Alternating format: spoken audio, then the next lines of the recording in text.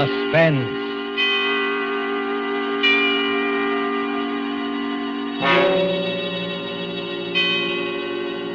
This is the Man in Black, here again to introduce Columbia's program, Suspense. Our stars tonight are Miss Agnes Morehead and Mr. Ray Collins. You have seen these two expert and resourceful players in Citizen Kane, The Magnificent Amberson, in which Miss Morehead's performance won her the 1942 Film Critics Award. Mr. Collins will soon be seen in the Metro-Goldwyn-Mayer Technicolor film, Salute to the Marines.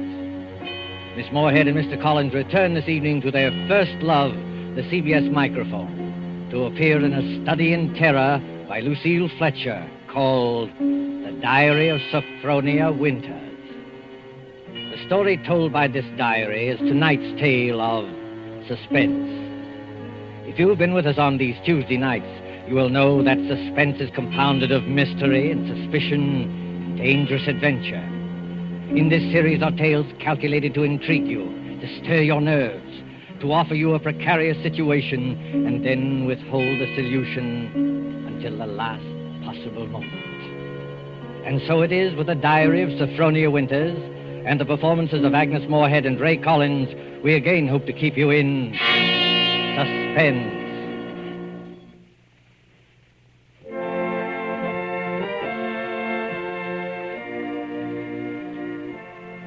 February 1st, St. Petersburg, Florida. I, Sophronia Winters, have hereby begun this diary because on this date I feel for the first time that I've begun to live. Diaries are no good unless one has thrilling experiences. For 40 years, I've never had what could really be called a thrilling experience. But Papa's death has changed everything. Here I am in beautiful St. Petersburg with everything to start life anew, money in my purse, 2 suitcases full of new clothes, and a gorgeous new permanent wave. And Florida is really the land of romance. It doesn't matter whether you're 17 or 70. There are parties and dances and bingo games and flirtations for all. My landlady, in fact, tells me that people often become engaged and even married to perfect strangers overnight. I'm still shy, of course, but just the same, it's such fun and so thrilling to think one's fate may be just around the corner.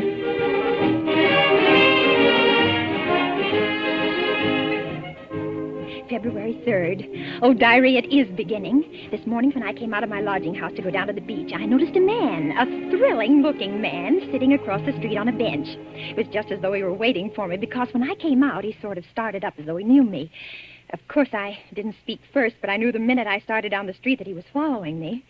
Well, I got to the beach and sat down with my magazines, and suddenly there he was, strolling toward me with a broad smile. Well, sitting out here all by your lonesome? Oh, yes, I am. Didn't I see you last night over at the Starfish Tea Room? The Starfish Tea Room? Mm-hmm. Oh, yes, I was there yesterday. But it was so crowded, I'm afraid I don't recall. Mighty nice cuisine they've got over there. Mind if I sit down beside you? Oh, not at all. Oh, just a minute. Sit on this magazine. The beach is so sandy. Oh, sand doesn't bother me. I'm from Maine, you know. We get plenty of sand up there. Do you? You've been down here at St. Pete long? Oh, just 3 days. 3 days? That's a long time. It's a wonder I didn't spot you before. Oh, Mr. Johnson's the name, Hiram Johnson. Oh. I come from Green Harbor, Maine. Run a big hotel up there summers. Oh. Well, that's my whole history in a nutshell. My name's Sophronia. Sophronia Winters. Sophronia? Uh-huh. Well, you know, that's quite a coincidence. My sister-in-law's name was Sophronia. Oh? Sophronia Johnson. You ever heard of her? She looked quite a bit like you, too. Sophronia Johnson? No, I'm afraid I haven't. Who was she? Someone very famous? I'm so ignorant about these things. Oh, that's all right. Say, look at that sun, will you? I'd say it was pretty nearly time for lunch. And Diary, darling, he is wonderful. Strong and kind, warm-hearted, so generous. I don't want to be like the other silly women in this town, but Hiram is different. There's something almost poetic about him, something sad and deep. You know, Sophronia, it's kind of mysterious, us finding that 9-point starfish on the beach together. My sister-in-law, Sophronia, used to collect 9-point starfishes. And to think your name's Sophronia, and you find a 9-point starfish with me. Well, it kind of draws us together, eh? Huh? What do you think? completely, as though I'd known him all my life. My landlady says it's foolish, but look at Romeo and Juliet. Weren't they foolish? What's the good of waiting, Sophronia? I've got to be back at the hotel in a week. We may never see each other again. Oh, Hiram, don't say that. I couldn't bear it. Then let's do it right away. Tomorrow? There's a parson out on Coral Avenue who'll do the job for us. We can take a nice moonlight drive out to the Alligator Farm afterward, have a nice shore dinner, then climb on board the Orange Blossom tomorrow night from Maine. Oh. Just think of Maine. The big dark pine woods, the sand, the bay. The two of us alone together. The two of us alone together.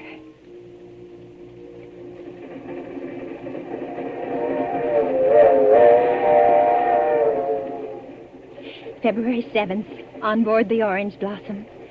I was married in a wedding dress of Alice blue moire, with a frill of white organdy at the collar and wrists, and a rhinestone belt buckle. Hiram sent me talisman roses. I'm pressing one precious flower between the pages of this diary for luck.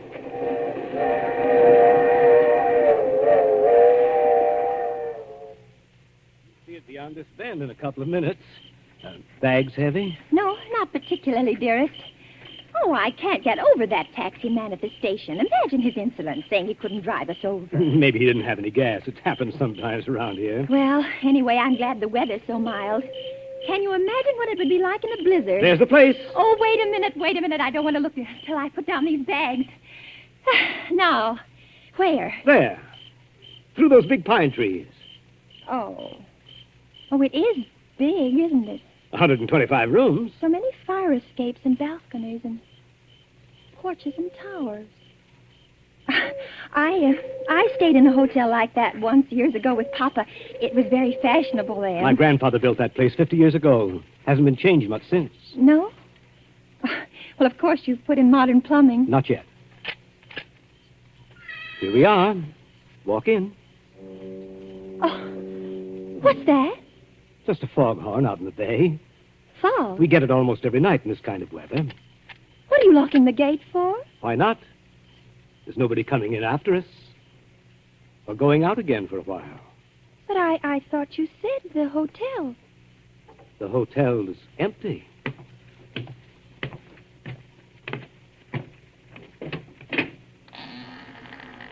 Hiram. What is it now? Hiram, darling, I know it sounds silly, but let's not go in there tonight. Let's wait until morning. Why? Oh, just because it's so dark and empty. There's not a light in the whole place, and no one's expecting us. What do we eat? Where'll we sleep? Let's stay in the village just for tonight. I've got things to eat and a place to sleep. Come on. Oh, my arm. Hiram! Hiram! Do you remember my telling you down in Florida about my sister-in-law, Sophronia? Well, that's her over there on the wall. Take a look at her. Hiram, you hurt me. Oh, well, this glass is very dusty. She must have died many years ago. But her face is sweet, very sweet. And her eyes, there's something very sad and wistful about her eyes. She was a murderess. She was hanged in Portland 25 years ago for the murder of my brother Ephraim, here in the lobby of this hotel. She murdered him in cold blood with an axe.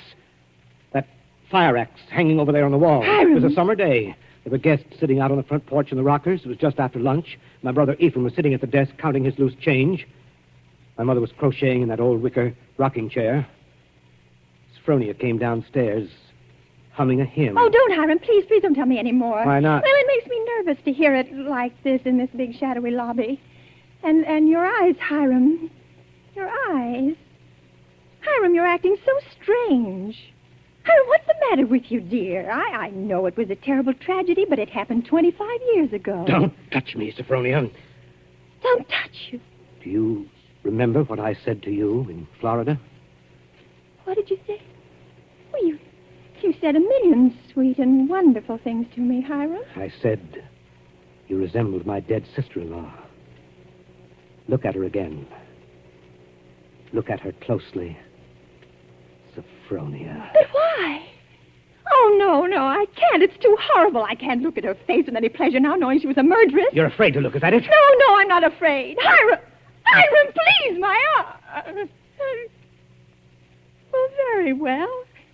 I'll look. Now, stand there quietly. Like that. Take off your glasses. That's all I wanted to see. That's all I wanted to see.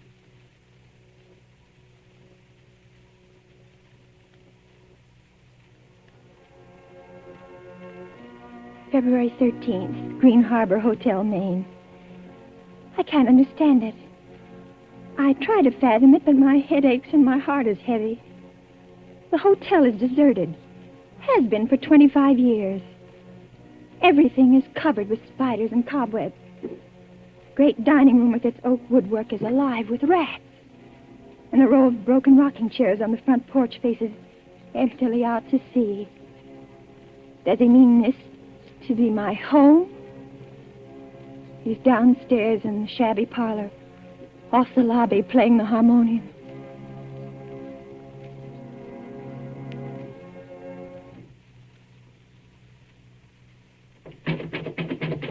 Sophronia. Yes? Yes, Hiram? Sleeping?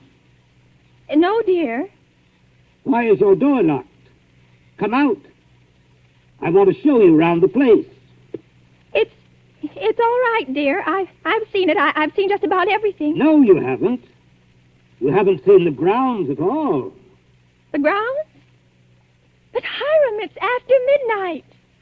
I want to show you where my sister-in-law, Sophronia, is buried. Well, not tonight, dear. Please, it's so late, and I have a headache. Open the door, Sophronia. I want you to come now. No, I shan't. Oh, go away and let me alone. I won't. I won't. No use carrying on like that. You see, I have pass keys to all the doors.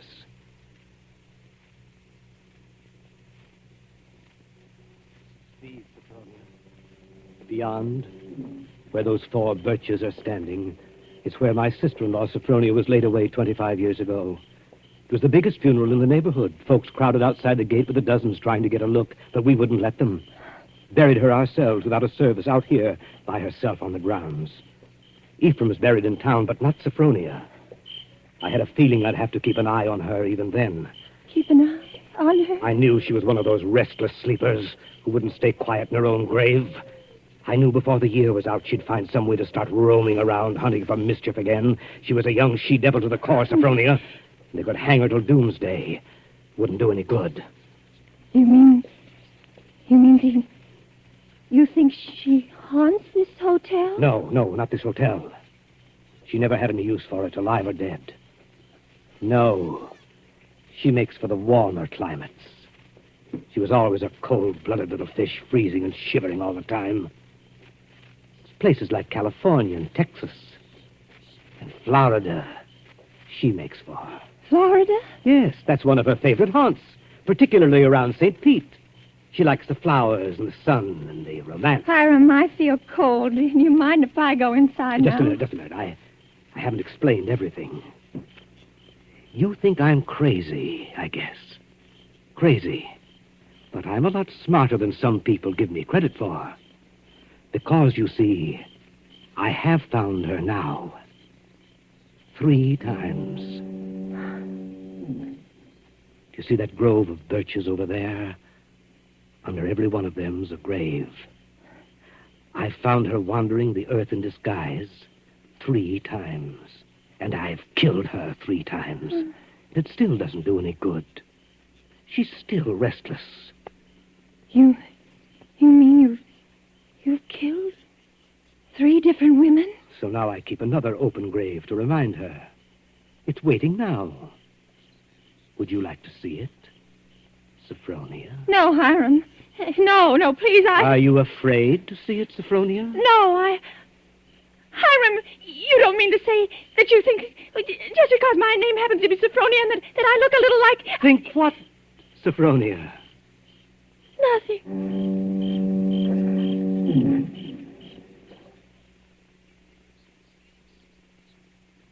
February 14th. My mind is made up. I've made a terrible mistake, and I must get away from this place. I must get away from Hiram as quickly as I can. It should be easy. There's no fog today.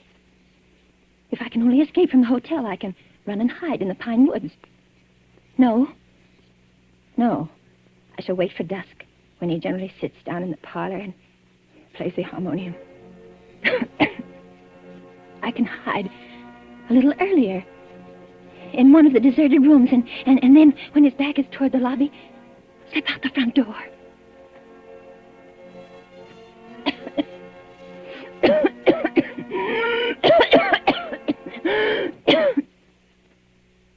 Sophronia? Sophronia? Sophronia! Oh, there you are. What's the matter? Anything wrong? No, Hiram. You didn't want anything outside, did you? Because if you do, you'll have to ask me to get it for you. You see, I always keep the front door locked.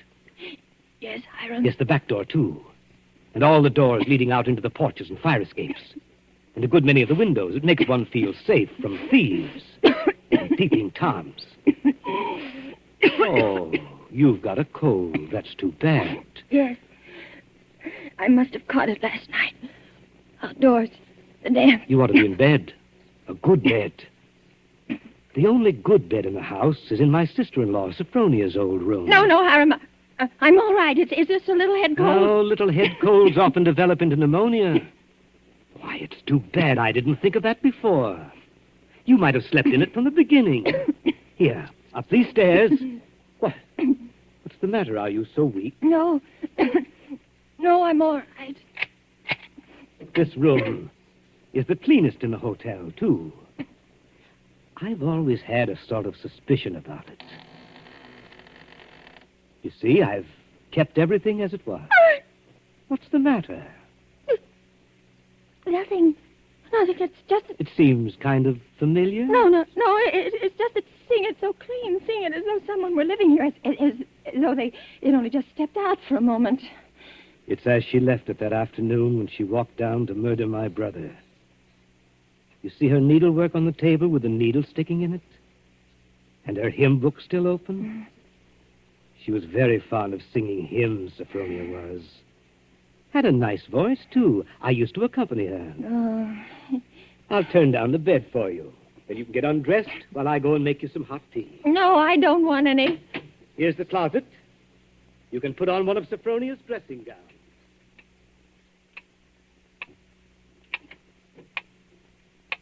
Diary, I'm beside myself. I shall go mad. 2 hours have passed since he locked the door upon me. Night's fallen and I'm alone. Alone in this horrible room with its hideous little mementos of death. I'm sitting here at her little wicker table trying to be calm, trying to write this. Somehow, when one writes about a thing, it doesn't appear so real. My hand is just brushed against her needlework. Her hymn book, where they still lie, waiting. I can bear having them near me no longer. I must get them out of sight. Anywhere. In that closet. A bureau drawer. Ready for your tea? No. Yes, Hiram. Why aren't you in bed? You'll take worse cold, you know. I'll get in bed in a minute. First, Oh. Brushing up on your needlework again? My needlework? You've got it in your hand. Have I? Oh, yes. Yes, so I have. But I wasn't working on it, Hiram. I swear I wasn't. I've never done a stitch of needlework in my whole life. I don't know one embroidery stitch from another. Let me show you. Look, I don't even know how to hold a needle. Get into bed, Sophronia. You're feverish. Before we go on, Hiram, before you go on thinking, we've got to have an understanding. You've got to let me explain. I was born in 1892 in Kalamazoo, Michigan. My name is Sophronia, that's true, but they name lots of people Sophronia. I was named for my grandmother. She had just died. No, you've got to listen to me. I've lived in Kalamazoo all my life. If you'd only just write a letter or send a wire. Well, I've never heard of Green Harbor in my whole life. I never went anywhere. For almost 10 years, I stayed home day in and day out nursing Papa. He had a stroke. I wasn't out of the house. It was the red brick house with the green shutters.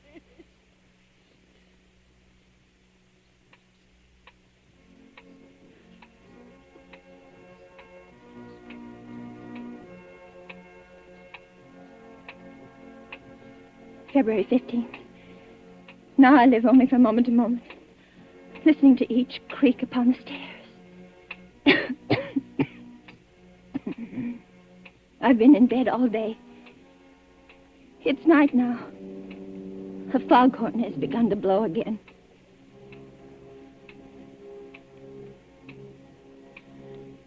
February 19th. I woke up early this morning after a wretched night, and the date was burning in letters of fire in my brain. If he's planning to kill me, it'll be today.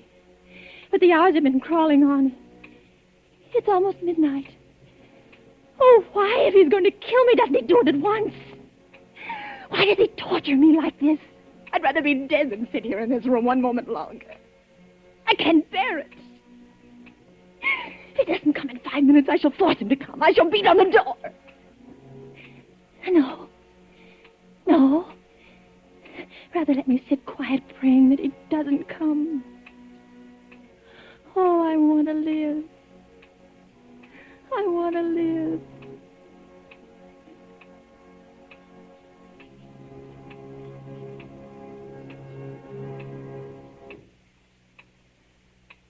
Sophronia! It's come. Sophronia! Come downstairs. I want you to sing me a hymn. Sing? He never asked me to sing for him before. But she sang. I can't sing, dear. I told you that long ago. Did you? Well, I'd forgotten. And besides, how can I come downstairs when my door's locked? It's unlocked. Try it. Unlocked? Oh, no. How could it be? Oh, it is, and I never know it. I never know it. Coming? He unlocked it. Sometime while I was just sitting. Oh, why didn't I try a few more times? Why did I just sit there assuming? No, he'd have caught me anyway. He'd have known. But I might... Oh, now it's too late. He's going to kill me. Sophronia! Yes, Hiram. I'm coming.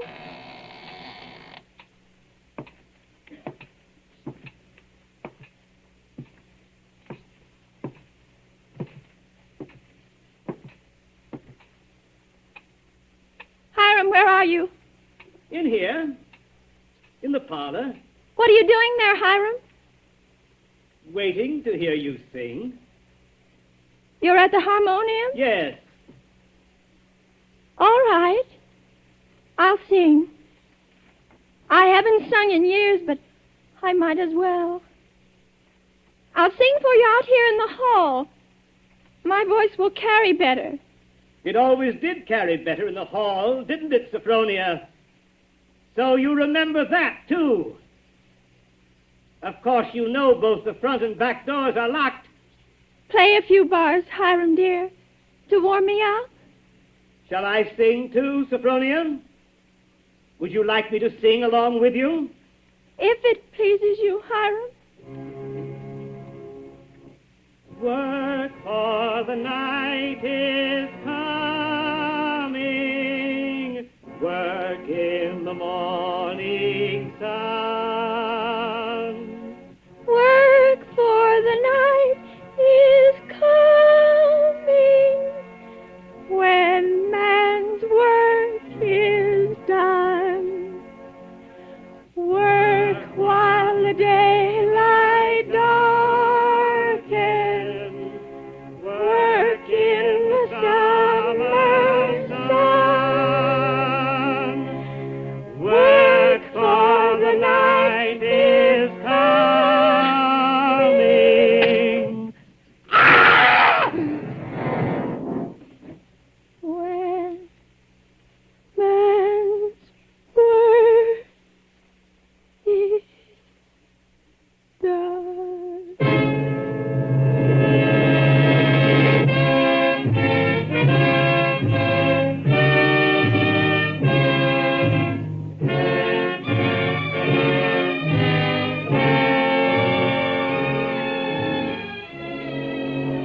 There's only one more page. Shall I read it to you? Yes. Yes, go ahead. March 22nd. I've been sick, I think, for a very long time. The pages of my diary are blank, but I shall take you out again, poor diary, today and start you over again. No, I shall never look back at the other pages. I shall only write on and on about this beautiful place so that no one reading this diary will ever know that I did it.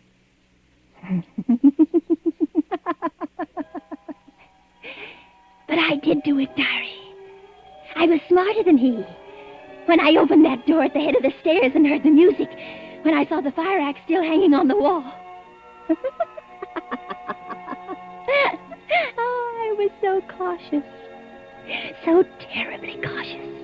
I tiptoed like a little mouse, even as I sang the hymn into that room where he was playing. But I was clever, so much cleverer than he. I kept on singing. And now I'm free. Free as a bird. I'm free and he shall never catch me now, not this time or ever again, because he's dead. Isn't he, Nurse? Nurse, isn't my dear brother-in-law, Hiram, really dead? Yes, miss, he's dead. And now I'll thank you to hand me that diary. The doctor doesn't approve of the patient's writing anything.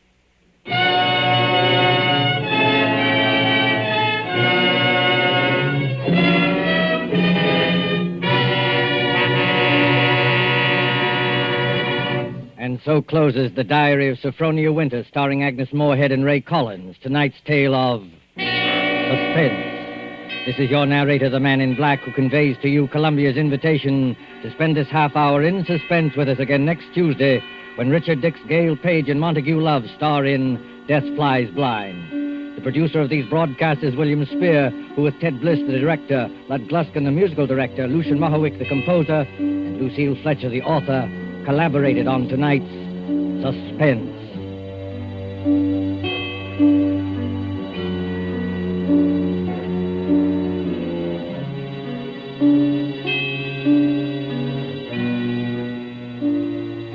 This is the Columbia Broadcasting System.